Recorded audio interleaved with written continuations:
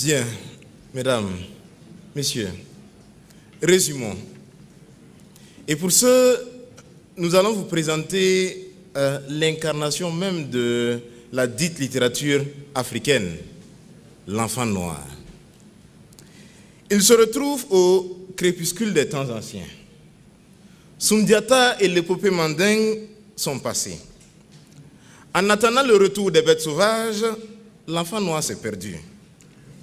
En fait, ce qui l'attend,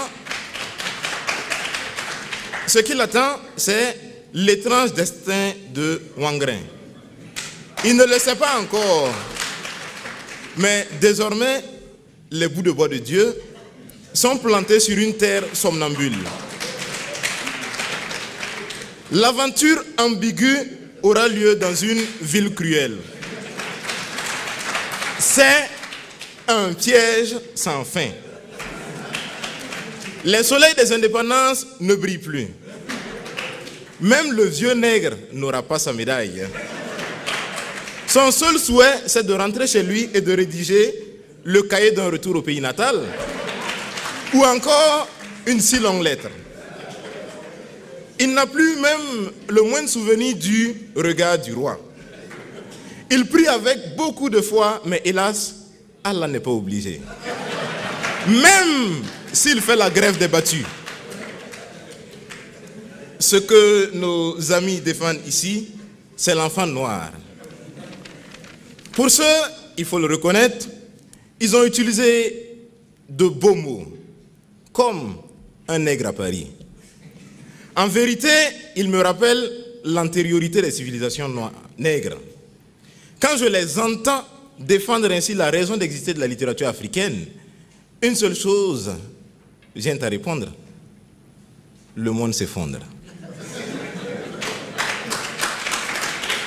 Le monde s'effondre sur la prétendue littérature africaine.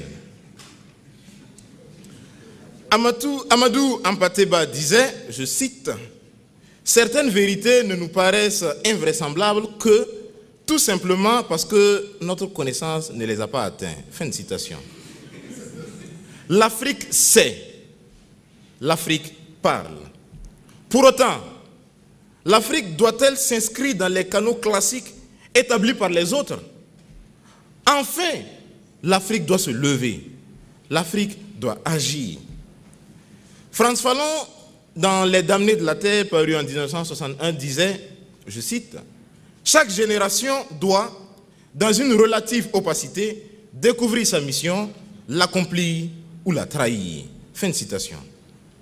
Notre génération, la génération de Christian Tiendrebego, de Salimata Na Traoré, de Josias Ouedraogo, est celle de l'action et non celle de l'illusion et de la spéculation.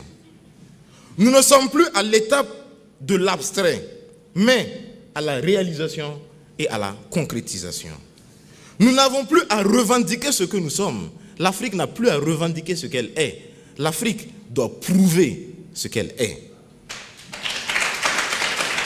Oye Solenka disait, je cite, « Le tigre ne proclame pas sa tigritude. Il bondit sur sa proie et il la dévore. » Fin de citation. C'est ce que l'Afrique doit faire. Je vais terminer en rappelant Jean de La Fontaine, parlant de la cigale et de la fourmi. Et allons à la fin. L'histoire n'est pas prêteuse. C'est là son moindre défaut. Que faisiez-vous au temps chaud quand tous agissaient, demandera-t-elle à l'Afrique. L'Afrique, ou du moins cette Afrique, répondra, j'écrivais, je faisais de la littérature. Et l'histoire répondra avec ironie et sarcasme, et bien maintenant, lis.